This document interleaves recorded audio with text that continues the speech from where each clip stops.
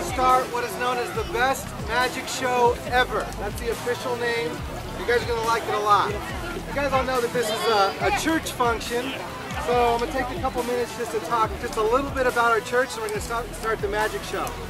We have a whole lot of things going on at our church. We got men's groups, women's groups, youth groups, groups of all ages. But one thing we always have going on at our church is the gospel, okay? And the gospel simply means good news.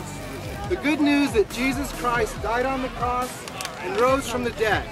Now this is something that so many of us have heard many times throughout our lives, even us that go to the church. We hear it all the time, and yet a lot of times we don't really know the full extent of what that means. So I'm just going to take a couple minutes. I'm going to explain it in a way so simple that even your parents can understand, okay? That's how easy this is going to be, okay?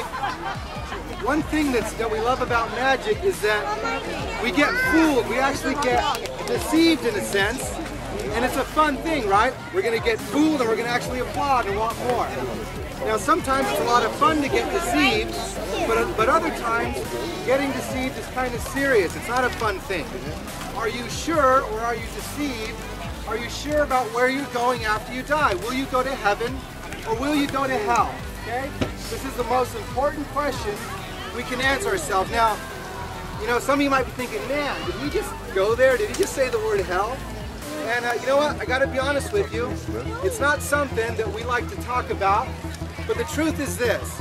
If I was to see impending danger to anyone and not warn you of it, that wouldn't be right of me. If I was to see a blind man walking towards a cliff and not say anything to that blind man because I don't want to disturb him, because I don't want to upset him, that wouldn't be a very nice thing to do. And in the same way, as Christians, it's important for us to warn about this place called hell, because it's a bad place and we don't want anyone to go there.